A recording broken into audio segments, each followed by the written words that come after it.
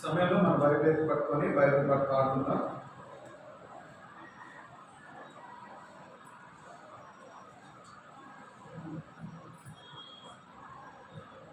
పఠింప శ్రేష్ఠ గ్రంథము బైబిల్, పఠింప శ్రేష్ఠ గ్రంథము బైబిల్, అనుదినం పఠించిన ప్రేమతోడ నడుపును ఓ పఠింప శ్రేష్ఠ గ్రంథము Bible.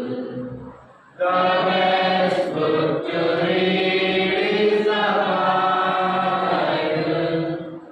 The best book to read is the Bible. If you read it every day, it will help you all the way. Oh, the best book to read is the Bible.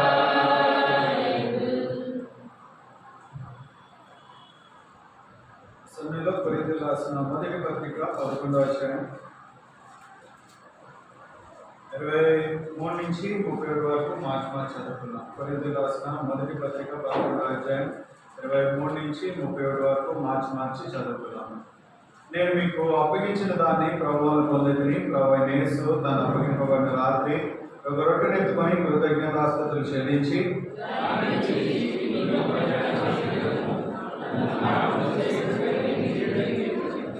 ఆ ప్రకారమే భోజనం పిమ్మట ఆయన పాత్రనెత్తుకొని ఈ పాత్ర నా రక్తం అనే కొత్త నిబంధన, మీరు దీనిలో త్రాగునప్పుడల్లా నన్ను జ్ఞాపకం చేసుకున్నకై దీన్ని చేయడని చెప్పాను.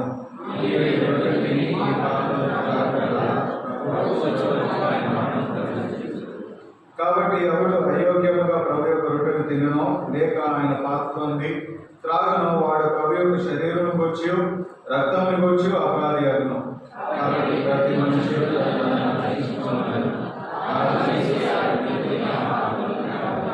ప్రభు శరీరం అని వివేచింపక తిని తాగువాడు తనకు శిక్ష విధి కలుగుటకై తిని త్రాగుచున్నాడు.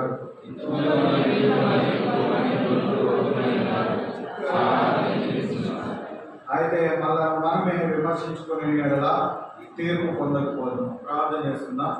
మహాపరిషత్తులు మహాగణంలో శ్రీవాసైన యేసుక్రీస్తు ఆయనకి లెక్కలైన వందనాలు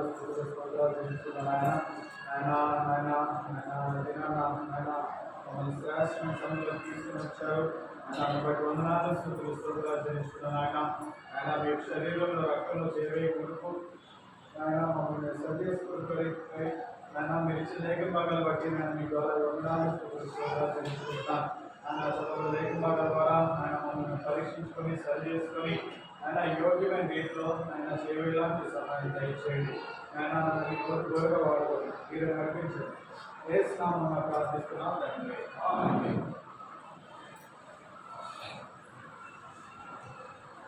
సమయంలో ఇది మనం బలలో చేయబోయే ముందుగా బైబిల్లో నుంచి కొన్ని లేఖన భాగాలు చదువుకొని మనం పరీక్షించుకొని సరి చేసుకొని ప్రభు బలలో చేయగలరు. ఆదికాండము 4వ అధ్యాయం. ఆదికాండం 4వ అధ్యాయం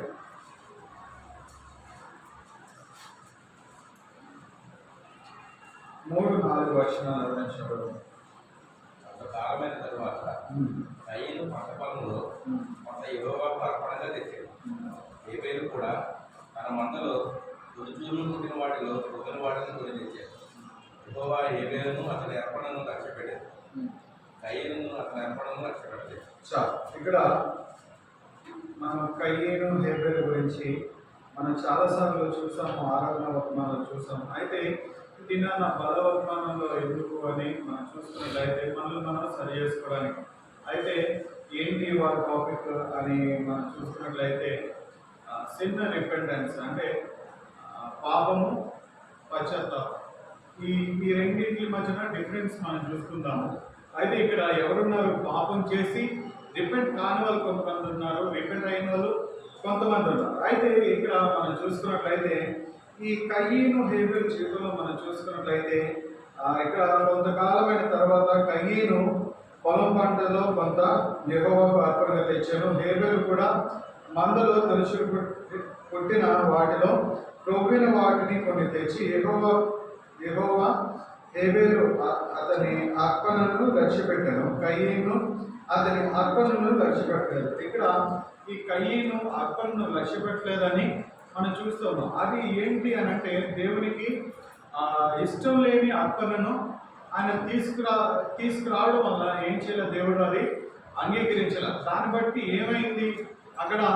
అదొకటే కాకుండా ఏం చేస్తూ ఉంటాడు? ఈ కయీను ఏం చేస్తూ ఉంటాడు? తన సహోదరుని కూడా చంపేటువంటి పరిస్థితుల్లోకి వెళ్తుంటాడు. అంటే భయంకరమైన పాపంలోకి, దేవునికి వ్యతిరేకంగా ఆయనకి ఇష్టం లేని పని చేస్తూ ఏమన్నాడు? భయంకరమైన పాపంలోనికి వెళ్ళిపోతూ ఉన్నాడు. ఈయన పరిస్థితి ఏమైపోయింది అని చూసుకున్నట్లయితే మనకందరికీ తెలుసు, దేశ దిమ్మరైపోయాడని. ఇక్కడ అదే ఆదికాండం 4వ అధ్యాయం 15వ వచనం చదవండి. కాబట్టి ఎవడైనా కయీనును చంపివేయగల వారికి ప్రతిదానిని 7 అంతలు కలుగుననెను. మరియు ఎవడైనా కయీను కనుగొని అతని చంపక ఉన్నట్టు యెహోవా అతనికి ఒక గుర్తు వేశాడు. అప్పుడు కయీను యెహోవా సన్నిధిలో నుండి బయలుదేరి వెళ్ళి ఏదేనుకు తూర్పు దిక్కున నోదు దేశంలో కాపుకుంటాడు. కయీను తన భార్యను కూడినప్పుడు ఆమె గర్భవతి హానోకును కలెను. నేడు ఈ ప్రదేశం నుండి నన్ను వెళ్ళగొడుతుంది, నీ సన్నిధికి రాకుండా వెలివేయబడి దిగులు పడుచు భూమి మీద దేశ దిమ్మరిన ఇందును. కావు నన్ను కలుగుని వాడు ఎవడో వాడు నన్ను చంపునని యెహోవాతో అనెను. చాలు. ఆయన పరిస్థితి ఏమైపోయింది అని మనం చూసుకున్నట్లయితే దేశ దిమ్మరి అయిపోయాడని మనం చూస్తున్నాం. అంటే ఎంతో భయంకరమైన పరిస్థితి. దేశ దిమ్మరి ఇంకా తిరుగుతూ ఉండడమే ఈయన పనిగా మారిపోతూ ఉంది. ఇంకా రెండో వ్యక్తిని మనం చూసుకున్నట్లయితే రెండో పాపం చేసిన వాడిని మనం చూసుకున్నట్లయితే నిర్మాకాండము 16వ అధ్యాయం 3వ వచనం.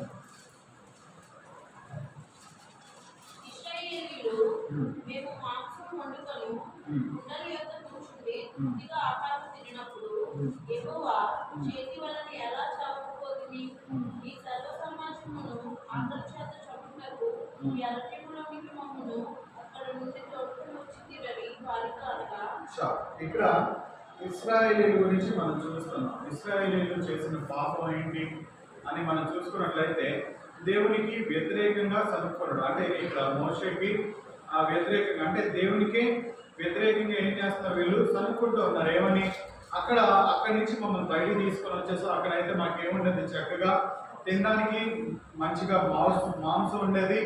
ఎక్కడ తినేవారంటే వాళ్ళు వండుకున్న కుండల దగ్గరే కూర్చొని తినేవాళ్ళని. మాకు ఇక్కడ తినడానికి ఆహారం లేదు, మమ్మల్ని తీసుకొచ్చింది దేనికి, చంపడానికి తీసుకొచ్చాం అని చెప్పి వీళ్ళు ఏం చేస్తున్నారు, సొరుక్కుంటూ ఉంటున్నారు. అంటే దేవుడి మీద ఎంతో చిరాకు పడుతూ ఉన్నారు.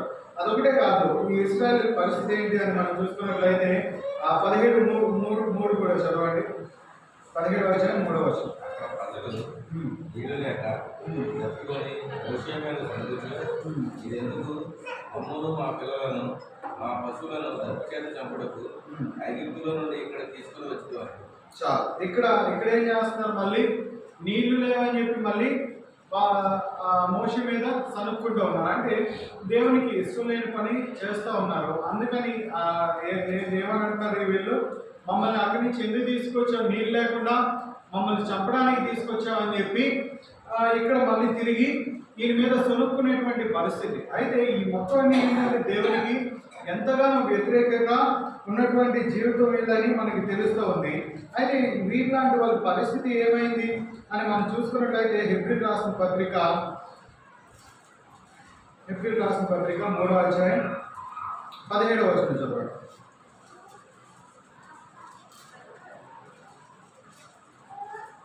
ఎవరి మీద 40 ఏళ్ళు ఆయన కోపగించెను, పాపం చేసిన వారి మీదనే కదా, వారి సౌకులు అరణ్యంలో రాలిపోయాయి.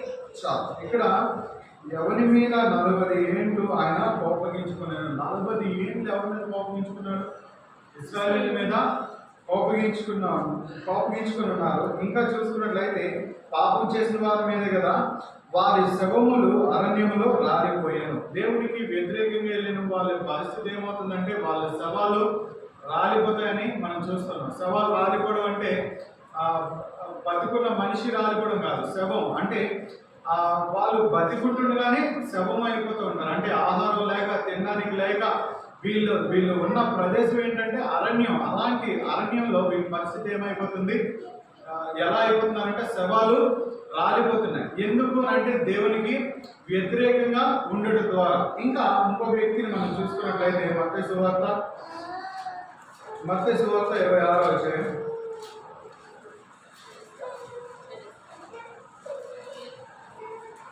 మత్తయి సువార్త 26వ అధ్యాయం 21 నుంచి చదవండి. 21 నుంచి 24. భోజనం చేయుచుండగా ఆయన మీలో ఒకడు నన్ను అప్పగించి నన్ను మీతో నిశ్చయముగా చెప్పుచున్నానని. అందుకు వారు బహు దుఃఖపడి ప్రతివాడును ప్రభువా నేనా అని ఆయన అడుగుగా, ఆయన నాతో కూడా పాపంలో చేయించిన వాడెవడో వాడే నన్ను అప్పగించువాడు. మనుష్య కుమారుని గురించి వ్రాయబడిన ప్రకారము ఆయన పోవుచున్నాడు కానీ ఎవరి చేత మనుష్య కుమారుడు అప్పగింపబడుచున్నాడో ఆ మనుషుడికి శ్రమ. ఆ మనుషుడు పుట్టి ఉండని ఎడల వానికి వేదన చెప్పు. ఆయన అప్పగించిన యోధ బోధకుడా నేనా అని అడుగుగా ఆయన నీవన్నట్టే అని. ఇక్కడ మనం ఎవరిని చూస్తున్నాము, యోధాని చూస్తూ ఉన్నాము. ఈయన ఏంటంటే ఉన్న పరిస్థితులు బట్టి ఈయన ఒక విధంగా దొరికిపోయాడు కానీ ఏం చేయాలి, చివరి దాకా ఆయన పాపాన్ని ఒప్పుకోవాలి. అంటే రిపెంట్ అవ్వలేదు. రిపెంట్ అవ్వకపోవడం వల్ల ఇక్కడ దేవుడు మాట్లాడుతున్నాడు. 24వ వచనంలో మనం చూసుకున్నట్లయితే ఆయన పోవుచున్నాడు కానీ ఎవరి చేత మనుష్య కుమారుడు అప్పగింపబడునో ఆ మనిషికి శ్రమ. ఆ మనుషుడు పుట్టి ఉండని కదా వానికి మేలని చెప్పాను. ఎవరి చేత దేవుడు అప్పగింపబడుతున్నాడో ఆ మనిషికి ఏమవుతుంది, శ్రమ అని చెప్పేసి అని అంటున్నాడు. ఒకవేళ ఆ మనిషి కొట్టకుండా ఉంటే ఎంతో మంచిది, కొట్టకుండా ఉండడమే బెటర్ అని చెప్పేసి అని అంటూ ఉన్నాడు. ఎందుకు ఇక్కడ ఈ యువత జీవితం చూసుకున్నట్లయితే ఆయన పరిస్థితి ఎలా అయిపోయింది, తలకిందులుగా ఉరి వేసుకుని ఏం చేశాడు, పొట్ట పగిలి చనిపోయారు. అంటే మొత్తం ఇంకా లోపల ఉన్న ఈ ఇంటెస్టైన్స్ మొత్తాన్ని బయటకు వచ్చేసి ఎంతో భయంకరమైన మరణాన్ని పొందుతూ ఉన్నాడు. అంటే ఆయన గురించి చూసినట్లయితే ఎందుకు ఇవన్నీ జరుగుతున్నాయంటే ఈయన రిపెంట్ అయ్యే పరిస్థితి లేదు. ఇక్కడ మనం ఇందాక ఆ కయ్యను మనం చూస్తున్నాం, ఆయన రిపెంట్ అవ్వలేదు. ఇంకా ఈ ఇశ్రాయేలీలు చూసుకున్నట్లయితే దాంట్లో కొంతమంది రిపెంట్ అయ్యారు, కొంతమంది పరిస్థితి ఇంకా అలాగే ఉంది. కాబట్టి వాళ్ళ శవాలు ఏమైపోయింట ఆ ఎడారిలో రాలిపోయి, అరణ్యంలో రాలిపోయని మనం చూస్తున్నాం. అంటే వీళ్ళు ఏమవుతా ఉన్నారు, వెంటనే మరణం అయిపోవడం కాదు, కానీ వీళ్ళ పరిస్థితి ఏంటంటే అనుభవించి చనిపోవడం. ఇశ్రాయేలీల పరిస్థితి చూసుకున్నట్లయితే వాళ్ళ శవాలు రాదు అంటే బతుకుంటుండగానే ఎన్నో హింసలు పొంది, ఎంతో బాధ పొంది, ఆకలి తప్పులతో ఏమయ్యారు వీళ్ళు శవాలుగా తయారైపోయి ఆ తర్వాత వీళ్ళు మరణమైనట్టుగా మనం చూస్తున్నాము. ఇక్కడ కూడా చూసుకున్నట్లయితే యూద పరిస్థితి కూడా అలాగే ఉంటుంది. అయితే ఇక్కడ రిపెంట్ అయిన వారి పరిస్థితి ఏంటి అని మనం చూసుకున్నట్లయితే యోనా గ్రంథము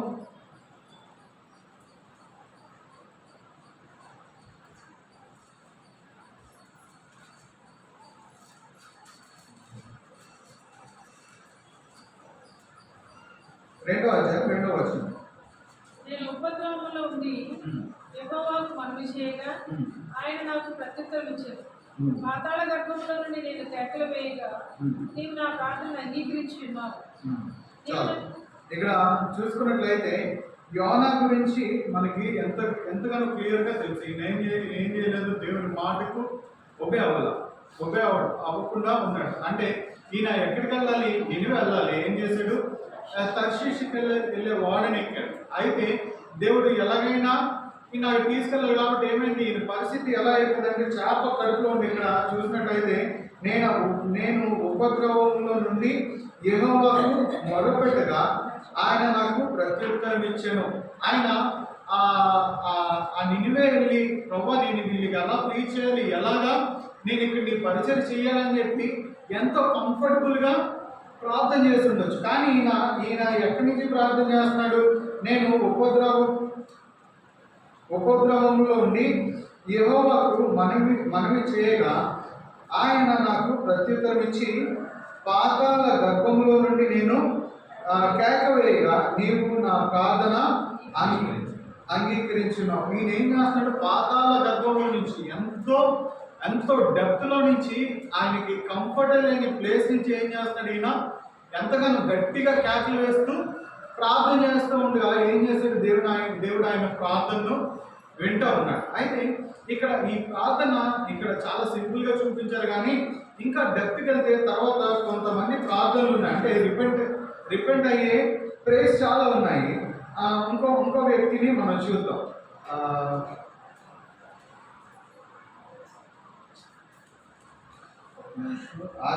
ఆది కాండము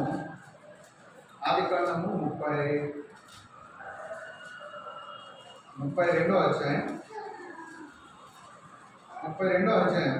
28వ వచనం చదవండి. 32:28. దేవునితోనూ మనుషులతోనూ పోరాడి గెలిచింది కనుక ఇక మీద నీ పేరు ఇశ్రాయేలే కానీ యాకోబు అనబడదని చెప్పాను. ఇక్కడ చూసుకున్నట్లయితే అప్పుడు ఆయన నీవు దేవునితోనూ మనుషులతోనూ పోరాడి గెలిచింది కనుక ఇక మీద నీ పేరు ఇశ్రాయేలే కానీ యాకోబు అనబడదని చెప్పాను. ఇక్కడ ఈ యాకోబు ఏం చేశాడంటే దేవుడి మీద పోరాడాడు. అంటే ఈయన చేసిన ప్రార్థన ఎంతో బలంగా ప్రార్థన చేయడం వల్ల ఏం చేశాడు, దేవుడి మీద పోరాడిన వాడిగా మనం ఇక్కడ చూస్తూ ఉన్నాం. ఇక్కడ దొరుకుతుంది ఏమనంటే అప్పుడు ఆయన నీవు దేవునితోనూ మనుషులతోనూ పోరాడి గెలిచిదు కనుక ఇక మీద నీ పేరు ఇశ్రాయేలే కానీ యాకోబు అనబడదు. ఈయన చేసిన ప్రార్థన ఎలా ఉంది అని మనం చూసుకున్నట్లయితే 25వ వచనం చదవండి. 24 నుంచి. యాకోబు ఒక్కడు మిగిలిపోయాను. ఒక నరుడు తెల్లవారు వరకు అతనితో పెనుగులాడాడు. తాను అతని గెలవకుండా చూచి తడగూటి మీద అతనిని కొట్టాడు. అప్పుడు అతనితో పెనుగులాడటం వలన యాకోబు తడగూడి వస్తాడు.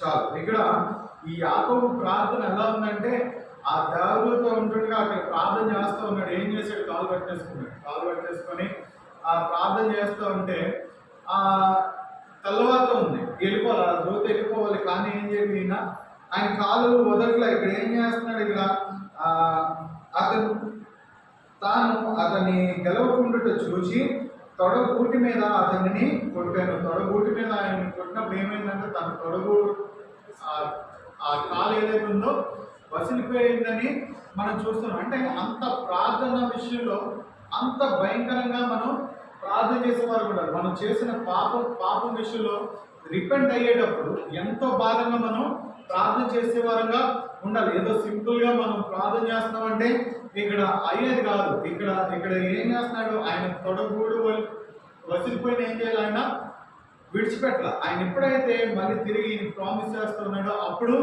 ఈయన విడిచిపెట్టిన వాడు ఉన్నట్టుగా మనం చూస్తూ ఉన్నాము. ఇంకా మూడవదిగా మనం చూసుకున్నట్లయితే దావీదు గురించి మనం చూడవచ్చు. ఆయన కూడా పాపం చేశాడు. ఒకసారి దినవృత్తాంతములు మొదటి దినవృత్తాంతములు 21వ అధ్యాయం మొదటి 2వ వచనం చదవండి. సాతాను ఇశ్రాయేలులకు విరోధంగా లేచి ఇశ్రాయేలు లెక్కించుటకు దావీదును ప్రేరేపింపగా దావీదు యోవాబును జనుల యొక్క అధిపతులకు మీరు వెళ్ళి బెర్షెబా మొదలుకొని దాను వరకు ముందు ఇశ్రాయేలు నుంచి వారి సంఖ్య నాకు తెలియడుకై నా ఎందుకు దాన్ని తీసుకుని రండి ఆజ్ఞయించింది. ఇక్కడ చూసుకున్నట్లయితే ఈయన మొదట ఈ బెర్షెబాతో పాపం చేస్తూ వచ్చాడు. అదొకటే కాకుండా ఇక్కడ ఏం జరిగింది అని మనం చూసుకున్నట్లయితే సాతానుతో అగ్రీ అయిపోయి, ఇక్కడ మొదటి వచనంలోనే మనం చూస్తున్నాం కదా. తర్వాత సాతాను ఇశ్రాయేలును విరోధముగా లేచి ఇశ్రాయేలును లెక్కించుటకు దావీదును ప్రేరేపింపగా, సాతాను ఎవరిని ప్రేరేపించింది, దావీదుని ప్రేరేపించింది. ఆయన ఏం చేశాడు, ఆ సాతానికి లొంగిపోయి ఏం చేశాడు, ఆయన ఇచ్చిన జనాలు ఎంత ఉన్నారో వాళ్ళందరినీ లెక్కించడానికి రెడీ అయిపోయి, ఇక్కడ చూసుకున్నట్లయితే యోవాబుతో చెప్తా ఉంటాడు. 3వ వచనం చదవండి. అందుకు యోవాబు, రాజా నా ఏలినవాడ, యెహోవా తన జనులను ఇప్పుడున్న వారి కంటే నూరంతలు ఎక్కువ మందిని చేయడం కాక వారందరూ నా ఏలిన వారి దాసులు గారా, నా ఏలిన వారికి ఈ విచారణ ఎలా, ఇది జరగవలసిన హేతువేమి, జరిగిన ఎలా ఇశ్రాయేలులకు శిక్ష కలుగును అని మనవి చేశారు. ఇక్కడ ఏమైంది, ఆ ఇశ్రాయేలుని లెక్క పెట్టమని చెప్పేసి అని అంటాడు. ఇక్కడ యోవాబు ఏం చేస్తాడు, ఎంతో కన్విన్స్ చేయడానికి చూస్తూ ఉంటాడు. కానీ ఈ 4వ వచనంలో మనం చూసుకున్నట్లయితే అయినను యోవాబు ఆ మాట చెల్లక రాజు మాటయే చెల్లును గనుక, ఇక్కడ ఎందుకు లెక్క పెట్టాడంటే ఆ సాతాను ఎవరిని ప్రేరేపించింది, రాజును ప్రేరేపించింది. ఈ రాజు ఏం చేస్తూ ఉన్నాడు, యోవాబు చెప్పాడు. యోవాబు కన్విన్స్ చేయడానికి ట్రై చేశాడు. కానీ ఇక్కడ ఎవరి మాట చెల్లదు, యోవాబు మాట చెల్లదు, రాజు మాట చెల్లుతుంది. కాబట్టి ఏం చేశాడు, లెక్క పెట్టాడు. అదే ప్రకారం ఏమైంది, ఆ సంహార దూత వచ్చి చాలా మందిని చంపేసింది. అయితే ఇక్కడ దావీదు తెలుసుకుంటాడు. ఎందుకు వచ్చింది చదవండి. దావీదు నేను ఈ కార్యం చేసి అధిక పాపం తెచ్చుకొంటిని, నేను మిక్కిలి అవివేకముగా ప్రవర్తించితిని. చాలు, ఇక్కడ చూస్తున్నాం కదా, నేను ఈ కార్యము చేసి అధిక పాపము తెచ్చుకుంటుని. తక్కువ పాపం కాదంట. దేవునికి విరోధంగా ఉంటే అది చిన్న పాపం కాదు, చాలా పెద్ద పాపం. అయితే దానికి ఈయన రిపెంట్ ఎలా అయ్యాడని మనం చూసుకున్నట్లయితే కీర్తనలు 69వ అధ్యాయం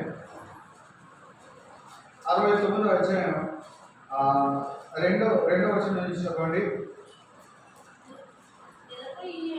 అగాధమైన దొంగ ఊపిలో నేను దిగిపోవచ్చున్నాను, అగాధ జలములలో నేను దిగబడి ఉన్నాను, వరదలు నన్ను ముంచివేయుచున్నవి. చాలు, ఇక్కడ నిలకనీయని అగాధమైన దొంగ ఊపిలో నేను దిగబడుచున్నాను. ఈయన పరిస్థితి దేవుడు వదిలేస్తే అదొక్కటే కాకుండా ఇంకా భయంకరమైన పరిస్థితి ఇది అయిపోతుంది. ఎలా ఉందంట, నిలకనీయని కనీసం నుంచోడానికి కూడా ప్రాపర్గా లేనటువంటి పరిస్థితి. అంటే అలాంటి దొంగ ఊపిలో అయినా దిగబడిపోతూ ఉన్నాడు. అంటే అంత భయంకరంగా ఉంది ఈయన పరిస్థితి. అగాధ జలముల్లో నేను దిగబడుచున్నాను. ఈయన పరిస్థితి ఎలా ఉందంటే అగాధ జలాల్లోకి ఈయన దిగబడిపోయేటువంటి పరిస్థితి. ఇంకా వరదలు నన్ను ముంచివేసి ఉన్నాయి. ఎన్నో వరదలు అంటే ఎన్నో భయంకరమైన పరిస్థితులు ఈ మీదకి వస్తూ ఉన్నాయని చెప్తున్నాడు. ఈయన చేసిన ప్రార్థన ఎలా ఉందని మనం చూసుకున్నట్టయితే 3వ వచనంలో, నేను పెట్టుట చేత అలసి ఉన్నాను, నా గొంతుగా ఎండిపోయాను. ఆయన ఏం చేస్తున్నాడు? ఈయన మొరపెట్టుట చేత ఏమైపోతున్నాడు? ఈయన అలసిపోతూ ఉన్నాడు. అంటే అలసిపోయినంతగా ఏం చేస్తున్నాడు? రిపెంట్ అవుతూ ఉన్నాడు. అంటే ఎందుకు ఆయన చేసిన పాపం ఏంటంటే దేవునికి వ్యతిరేకంగా ఏం చేశాడు? దేవునికి ఇష్టం లేని కార్యం చేసినందుకు అదేమవుతుంది? ఎంతో భయంకరమైన పాపంగా ఉంటుంది. దేవుడు ఏం చేస్తున్నాడంట అంటే ఆయన మొరను కనీసం కూడా ఆలకించినటువంటి పరిస్థితి ఇక్కడ చూస్తున్నాం కదా. నేను మొరపెట్టు చేత అలసి ఉన్నాను, నా గొంతుగా ఎండిపోయాను. ఆయన గొంతుకు ఎండిపోతుంది కానీ ఆయన ప్రార్థన ఏమవట్లా, దేవుని దగ్గరికి రీచ్ అవ్వట్లేదు. దేవుడు ఏం చేయట్లేదు, దాన్ని యాక్సెప్ట్ చేయట్లా. ఇక్కడ చూసుకున్నట్లయితే నా దేవుని కొరకు కనిపెట్టుట చేత నా కన్నులు క్షీణించుచున్నాయి. ఈయన ఎలా కనిపెడుతున్నాడు? దేవుడు నాకు సమాధానం చెప్తాడేమో అని చెప్పి దివారాత్రులు ప్రార్థన చేస్తున్నాడు. మార్నింగ్ చేస్తున్నాడు, నైట్ చేస్తున్నాడు, మార్నింగ్ చేస్తున్నాడు, నైట్ చేస్తున్నాడు. ఇంకా అలాగే డేస్ అయిపోతున్నాయి కానీ ఈయనకి ఏమవ్వట్లా, దేవుడు రిప్లై అవ్వట్లా. ఏమైపోతుందంటే ఈయన గొంతుకి ఎండిపోతుంది.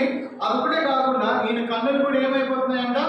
క్షీణించిపోతున్నాయి. అంటే క్షీణించిపోతున్నాయి కానీ ఇక్కడ ఏం జరగట్లేదు, దావీదు పట్ల కృప దొరకట్లేదు. ఎందుకు అని అంటే ఈయన చేసిన పాపం అలా ఉంటా ఉంది. 4వ వచనం చదవండి. నిమిత్తముగా నా మీద పగబట్టి వారు నా తల వెంట్రుకల కంటే విస్తారంగా ఉన్నారు. అబద్ధమును బట్టి నాకు శత్రువులై నన్ను సంహరింపబోరు వారు అనేకులు. నేను దోచుకున్న దానిని నేను ఇచ్చుకోవలసి వచ్చాను. చాలు. ఇక్కడ చూసినట్లయితే నిర్నిమిత్తముగా నా మీద పగబట్టి వారు నా తల వెంట్రుకలకు కంటే విస్తారంగా ఉన్నారు. నిర్నిమిత్తంగా, వితౌట్ ఎనీ రీజన్ ఏమైపోయింది? శత్రువులు పెరిగిపోయాడు. ఏం చేస్తున్నాడు? ఎవరో ఒక శత్రువు వచ్చాడు అనుకోండి, వారితో ఫైట్ చేసేసరికి ఇంకోటి తయారవుతున్నాడు, వారితో ఫైట్ చేసేసరికి ఇంకోటి తయారవుతున్నారు. అంటే ఆయన శత్రువులు ఎలా తయారైపోయారు అని అంటే తల వెంట్రుకలకు మించి. ఇవన్నీ ఎప్పుడు జరుగుతాయి? మన జీవితంలో కూడా జరుగుతూ ఉంటాయి. ఎప్పుడు జరుగుతాయి అంటే దేవునికి మనం వ్యతిరేకంగా మనం ఎప్పుడైతే ఉంటామో ఇలాంటి సిచ్యువేషన్స్ వస్తుంటాయి. ఒక దాని నుంచి రికవర్ అయ్యే లోపల ఇంకో ఆపద ఏదో ఒకటి వస్తూ ఉంటుంది. ఇక్కడ అదే పరిస్థితి అవుతుంది దావీదు. ఇంకా చూసుకున్నట్లయితే నేను దోచుకున్నది దాన్ని నేను ఇచ్చుకోవలసి వచ్చిన. ఈయన దోచుకోవాలి, ఒక దగ్గర దొంగతనం చేయడా కానీ ఏమైంది? ఇక్కడ ఆయన దగ్గర నుంచి రికవర్ చేస్తారు. అంటే దోచుకున్న దానిని ఈయన ఇవ్వాల్సి వచ్చింది. అలాంటి సిచ్యువేషన్స్ ఎన్నెన్నో వస్తూ ఉన్నాయి. ఎందుకు? దేవునికి వ్యతిరేకంగా ఉండడం ద్వారా. ఇంకా చూసుకున్నట్లయితే 5-6 వచనాలు చదవండి.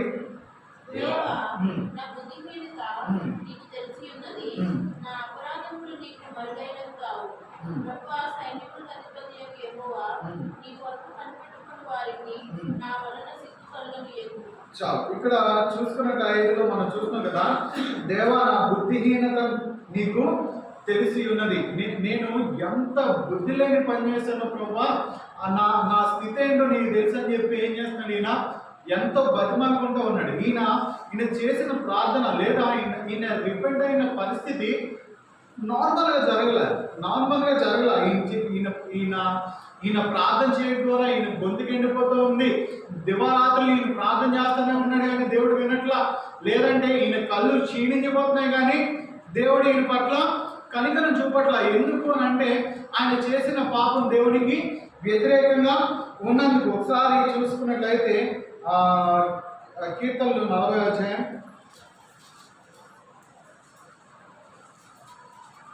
కీర్తనలు 40వ అధ్యాయం 2వ వచనం చదవండి. ఆసనకరమైన గుంటలో నుండి చికటగల దొంగ ఊరిలో నుండి ఆయన నన్ను పైకెత్తిన. చాలు.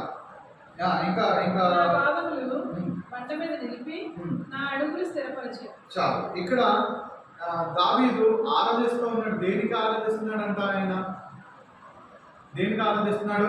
ఇక్కడ ఆయన పరిస్థితి చూసాం కదా. ఆయన పరిస్థితి ఏమైపోయింది? నిర్నిమిత్తంగా ఆయన పెరిగిపోయిన శత్రువులు ఎంతమంది ఉన్నారు. అంటే ఆ పాపం నుంచి ఏం చేయట్లే, ఈయన బయటికి రాలేకపోతున్నాడు. ఇక్కడ దేవుడిని ఆరాధిస్తున్నాడు. 2వ వచనంలో మనం చూసుకున్నట్లయితే ఆ నాశనకరమైన గుడ్డల నుండి జిగటగల దొంగ ఊపి నుండి ఆయన నన్ను పైకెత్తాను. ఆయన ఏం చేశాడంట? నాశనకరమైన గుంటలో నుంచి, నాశనకరమైన గుంట అంటే ఈ ఈ ఈ అగాధ ఈ ఈ ఊబని మనం చూస్తూ ఉన్నాం కదా ఇందాక.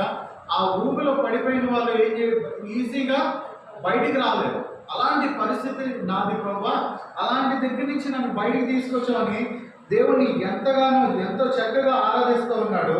ఇంకా చూసుకున్నట్లయితే నా పాదములు బండ మీద నిలిపి నా అడుగులు స్థిరపరిచాను. అక్కడ ఏం చేశాడు? ఈయన చేసిన ప్రార్థన, ఈయన రిపెంట్ అయిన పరిస్థితి ఏదైతే ఉందో అది ఎలా ఉందంట? ఆయన ఆ అగాధ ఊపి నుండి ఈయన బయటికి తీసుకొచ్చి ఆయన పాదం బండ మీద పెట్టి ఈయన ఇక ముందు ఎలా జీవించాలో ఏం చేశాడు? ఈయన అడుగులు స్థిరపరిచినట్టుగా మనం చూస్తున్నాం. అంటే ఎంతో రిపెంట్ అవ్వాలి మనం దేవుని విషయంలో. మనం ఏవైనా ఉండిపోయేవేమో, ఇంకా దేవునికి వ్యతిరేకంగా మనం చేసిన పనులు ఏవైతే ఉన్నాయో వాటిని ఏం చేయాలి? దేవుని దగ్గర రిపెంట్ అవుతూ ఉండాలి. ఒకసారి ఆ పాపంలు ఎలా ఎంచబడుతూ వచ్చాయో మనం చూద్దాము. యెషయా గ్రంథము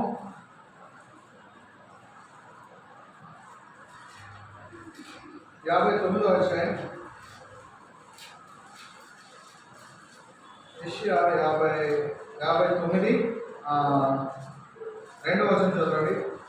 మీ పాపములు ఆయన ముఖమును మీకు మరుగుపరిచెను, కనుక ఆయన ఆలకిస్తున్నాడు. చాలు. ఏంటంటే మీ పాపములు ఆయన ముఖమును మీకు మరుగుపరిచిన కనుక ఆయన ఆలకింపై ఉన్నాడు. మనం చేసే పాపాలు ఏం చేశాడంట? ఆయన ముఖాన్ని మరుగుపరిచే కాబట్టి మనం చేసిన ప్రార్థన కానివ్వండి, అది ఆరాధన కానివ్వండి, ఏం చేయడు దేవుడు? యాక్సెప్ట్ చేయడు. అక్కడ ఆ కయ్యను ఏం చేశాడు? ఆయన కూడా అర్పణ తీసుకొచ్చాడు కదా, కానీ దాన్ని ఏం చేయలేదు దేవుడు? యాక్సెప్ట్ చేయలేదు. ఎందుకంటే ఆయన హృదయంలో ఏముంది? పాపం ఉంది కాబట్టి ఆయన ఏం చేయలేదు? దాన్ని, ఆ ఆరాధనని యాక్సెప్ట్ చేయలేదు. ఇక్కడ కూడా చూసుకున్నట్లయితే మీ పాపము ఆయన ముఖమును మీకు మరుగుపరిచిన, ఆయన ముఖాన్ని మరుగుపరిచిన వారు ఉన్నాయి కాబట్టి గనుక ఆయన ఆలకింపడు. మనలో పాపం ఉంచుకొని మనం ప్రార్థన చేస్తే అది ఫలించదు. మనలో పాపం ఉంచుకొని మనం ఆరాధన చేస్తే అది యాక్సెప్ట్ చేయదు. ఇక్కడ మొదటి వచనంలో మనం చూసుకున్నట్లయితే మీ దోషములు మీకును మీ దేవుడికి అడ్డముగా వచ్చాను. 59 మొదటి వచనం సెకండ్ పార్ట్లో మనం చూసుకున్నట్లయితే ఏమవుతుందంటే మనం చేసిన పాపాలు దేవునికి మనకి అడ్డం.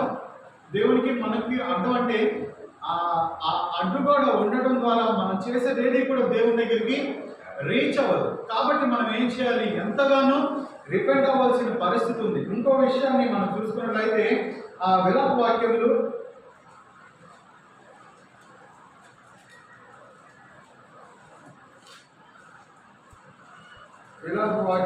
4వ అధ్యాయం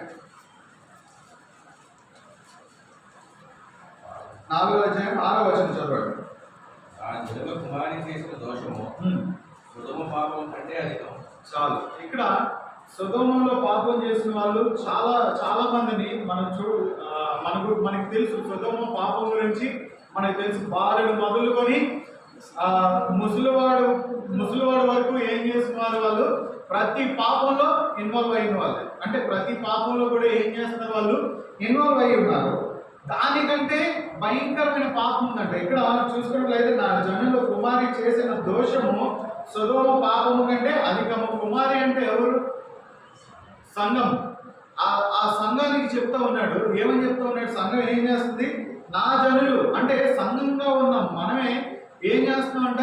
చేసే పాపం అంటే సంఘస్థులు లేదా విశ్వాసులుగా మనం చేసే పాపం ఏదైతే ఉందో దాన్ని దేవుడు ఎలా చూస్తున్నాడు అని మనం చూసుకున్నట్లయితే సొదొమ ప్రజలు ఏదైతే పాపం చేశారో ఆ పాపము కంటే మనం చేసిన పాపము ఎంతో అధికం, ఎంతో ఎక్కువగా మనం చూస్తాం. అక్కడ దావీదు విషయంలో చూసుకున్నట్లయితే ఆయన ఏం చేశాడు?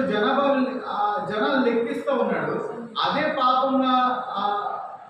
పాపంగా ఎంచి ఆయన దాని కొరకు అంత రిపెండ్ అయితే మనం చేసిన పాపాలు మనం ఎన్నిసార్లు దేవునికి వ్యతిరేకంగా జీవించామో, లేదంటే దేవునికి ఎన్నిసార్లు అంటే విశ్వాసులంగా ఉంటూ ఎన్నిసార్లు ఆయనకి ఇష్టం లేని జీవితం జీవించామో మనం ఒకసారి పరీక్షించుకుంటే ఎన్ని ఉంటాయి. దానికి మనం ఇంకెంత రిపెండ్ అవ్వాలి. కాబట్టి ఈ దిన నా ప్రభు బలలో చేయవేసే ముందుగా మనం పరీక్షించుకోవాలి. అందుకని దావీదు ఒక మాట అంటూ ఉంటాడు. కీర్తనలు 130వ అధ్యాయం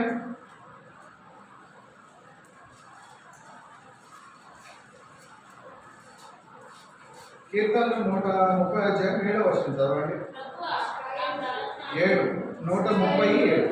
యెహోవా మీద ఆశ పెట్టుకుంటాను. యెహోవా యొక్క కృప దొరుకుతుంది. ఆయన యొక్క సంపూర్ణ విమోచన దొరుకుతుంది. చాలు. ఇక్కడ ఇశ్రాయేలు ప్రజలైన మనకి దావీదు చెప్తా ఉన్నాడు. అంటే ఏం చెప్తున్నాడు ఇక్కడ? ఇశ్రాయేలు యెహోవా మీద ఆశ పెట్టుకోనము. దేవుడి మీద ఏం చేయమంటున్నాడు? మనల్ని ఆశ పెట్టుకోమంటున్నాడు. దేనికి అంటే యెహోవా యొక్క కృప దొరుకుతుంది. ఆయన దగ్గర ఏమవుతుంది? కృప దొరుకుతుంది. దావీదు జీవితాన్ని చూపిస్తూ వచ్చాడు కదా. ఆయన పరిస్థితి ఎంతో దారుణమైన పరిస్థితి. అలాంటి పరిస్థితి నుంచి ఈయన చేసిన ప్రార్థన ద్వారా ఏమైంది? ఆయన ఆయన ఆయన ఆ జిగటగల దొంగ కూట నుండి ఆయన బయటికి తీసి ఈయన పాదాలు బండ మీద నిలిపి ఏం చేశాడు? ఆయన అడుగులు స్థిరపరిచిన దేవుడిగా ఉన్నాడు. మనం కూడా మనం దేవుడి మీద ఆశ పెట్టుకొని ఎప్పుడైతే రిపెంట్ అవుతామో, మనం చేసిన తప్పులు కానీ మనం చేసిన పాపాలు కానీ ఎప్పుడైతే ఒప్పుకుంటూ ఉంటామో ఏం చేస్తాడు? ఇక్కడ మనం చూస్తున్నాం కదా, ఆయన యొక్క సంపూర్ణ విమోచన దొరుకును. ఒక్కసారి మనము మంచిగా ఉండాలని మనం ఆలోచించి, లేదంటే రిపెంట్ అవ్వాలని మనం నిజంగానే దేవుని దగ్గరికి వెళ్తే ఏం చేస్తాడు? మనల్ని వాటి నుంచి విమోచన కాదు, సంపూర్ణ విమోచన అంటే కంప్లీట్గా మనని ఎంతో చక్కగా వేరుపరుస్తూ ఉంటాడు. మనకేంటంటే సంవత్సరాలు అయిపోతుంటాయి, రోజులు అయిపోతుంటాయి, నెలలు అయిపోతుంటాయి, కానీ మనకేంటి ఇంకా ఉన్న జీవితంలోనే ఉన్న పాపంలోనే మనం ఇంకా ఉంటాం.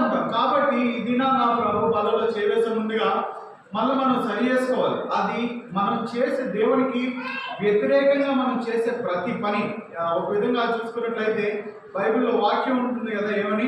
ఆజ్ఞ అతిక్రమమే పాపం. దేవుడు ఇచ్చిన ఆజ్ఞను మనం జవదాటడం వల్ల అది పాపంగా ఉంటుంది. ఆ పాపం ఎలా ఉంటుందంట?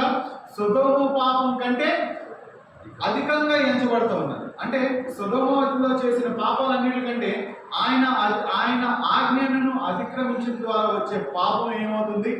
సొదొమ పాపం కంటే ఎంతో ఘోరమైనదిగా ఎంచబడుతుంది. కాబట్టి మనం ప్రభు బలలో చేయవేసే ముందుగా మనల్ని మనం పరీక్షించుకోవాలి, మనల్ని మనం సరి చేసుకోవాలి. ఇక్కడ దావీదు ఎలాగైతే సరి చేసుకున్నాడో, యోనా ఎలాగైతే ఆయన పరిస్థితి ఎంతో క్రిటికల్గా ఉంది.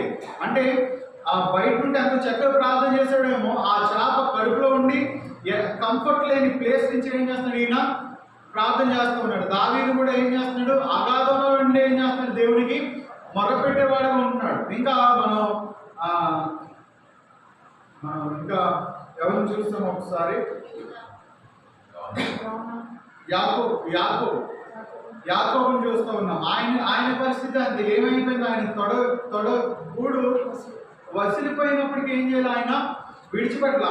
అంత భారంగా ప్రార్థన చేసి అంత భారంగా రిపెంట్ అయ్యాడు. కాబట్టి దేవుడు వాళ్ళ జీవితాల్లో కార్యాలు చేస్తూ ఉన్నాడు. బైబిల్ ఇంకా అనేక మంది ఉన్నారు. ఏంటంటే రిపెంట్ అయిన వాళ్ళు ఉన్నారు, రిపెంట్ అవ్వని వాళ్ళు ఉన్నారు. వాళ్ళ పరిస్థితి ఎంతో దారుణంగా ఉంటా ఉన్నది.